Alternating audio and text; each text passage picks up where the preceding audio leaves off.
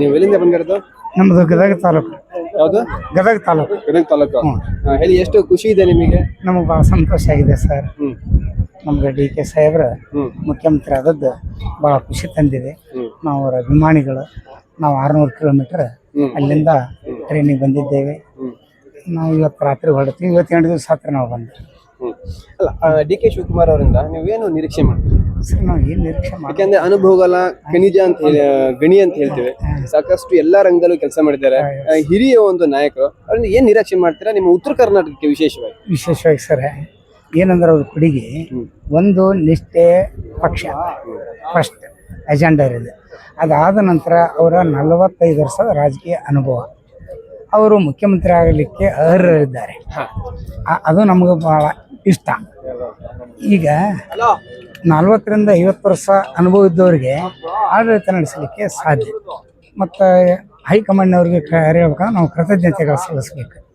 DK Shivakumar ಅವರು ಒಬ್ಬ ಧೀಮಂತ ನಾಯಕರು ಸರ್. ಹೌದು, ಅದು ಓಕೆ. ಈಗ ಉತ್ತರ ಕರ್ನಾಟಕಕ್ಕೆ ವಿಶೇಷವಾಗಿ ನೀರಾವರಿ ಪ್ಯಾಕೇಜ್ ಆಗಿರ್ಬೋದು, ಮತ್ತೆ ಅಲ್ಲಿನ ಒಂದು ಉದ್ಯೋಗದಲ್ಲಿ ಮೀಸಲಾಗಿರ್ಬೋದು, ಈ ತರ ಒಂದು ಯೋಜನೆಗಳು ವಿಶೇಷವಾಗಿ ಏನು ನಿರೀಕ್ಷೆ ಮಾಡ್ತಾರೆ ಇವರು? ಹೊಸ ಯೋಜನೆಗಳು, ಕಾರ್ಖಾನೆ ಬಗ್ಗೆ ಆಗಲಿ ಅಥವಾ ITBT ಅಲ್ಲಿಗೆ ಬರೋದಂತಾಗಲಿ, ಹೊಸ ಯಾವುದೋ ಒಂದು ಪ್ರಾಜೆಕ್ಟ್ ಬಂದ್ರು ಅಲ್ಲಿಯ ಭಾಗಕ್ಕೆ ಬರಬೇಕು ಅಂತ ನಿರೀಕ್ಷೆ ನೀವು ಇದೀರಾ ಅಂತ? ನಮಗೂ ನಿರೀಕ್ಷೆ ಅದು.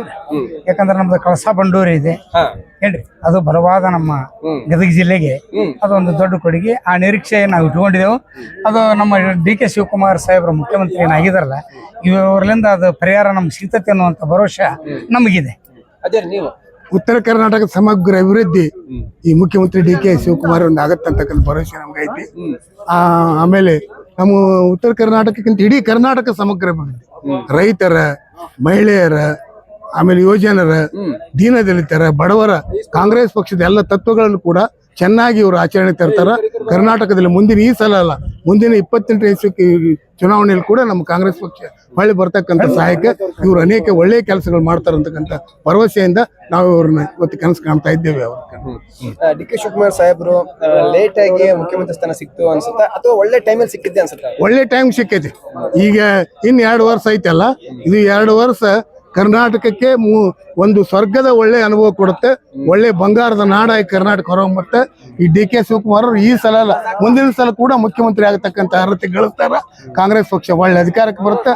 ಜನಪರ ಕೆಲಸಗಳಾಗ್ತಾವು. ನಾವು ನೀವು ಸುಖದಿಂದ ಈ ರಾಜ್ಯದಲ್ಲಿ ಇರೋಣ. ಕರ್ನಾಟಕ ಕನ್ನಡದ ಅಭಿವೃದ್ಧಿ, ರಾಜ್ಯದ ಅಭಿವೃದ್ಧಿ, ರೈತರ ಅಭಿವೃದ್ಧಿ, ದೀನದಲಿತರ ಅಭಿವೃದ್ಧಿ ಎಲ್ಲ ಕೂಡ ಈ ಮುಖ್ಯಮಂತ್ರಿಗಳ ಕಡೆಯಿಂದ ಆಗುತ್ತಂತಕ್ಕಂಥ ಭರವಸೆ ನಮಗೈತಿ. ಇನ್ನು ಫ್ರೀ ಯೋಜನೆಗಳು ಇವಾಗ ಸಾಕಷ್ಟಿದೆ. ಈಗ ಅದರಿಂದ ಈಗ ಅಭಿವೃದ್ಧಿ ಕುಂಠಿತ ಆಗ್ತಿದೆ ಅಂತೇಳಿ ಕೆಲವರು ತಿಳಿದವರು ಹೇಳ್ತಾರೆ. ಅದು ಇನ್ನೂ ಇರ್ಬೇಕಾ ಹೇಗೆ ಅಂತ? ಇವು ಗ್ಯಾರಂಟಿ ಯೋಜನೆಗಳು ಕೂಡ ಇರಬೇಕು.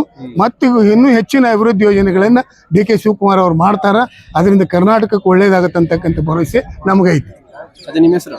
AO ಪಾಟೀಲ್ ಅಂತೇಳಿ, ಗದಗ ಜಿಲ್ಲಾ ಕಾಂಗ್ರೆಸ್ ಜನರಲ್ ಸೆಕ್ರೆಟರಿ. ನಮ್ದೊಂದು ಹೆಸರು ಹೇಳ್ಬಿಡ್ರಿ. ಹೇಳ್ರಿ. ರಾಮಣ್ಣ ಹೂವಣ್ಣವರ್, ಮಾಜಿ PAD ಬ್ಯಾಂಕ್ ಅಧ್ಯಕ್ಷರು, ಗದಗ ಜಿಲ್ಲಾ ಕೃಷಿಕ ಸಮಾಜ ಎಲೆಕ್ಟೆಡ್ ಉಪಾಧ್ಯಕ್ಷ.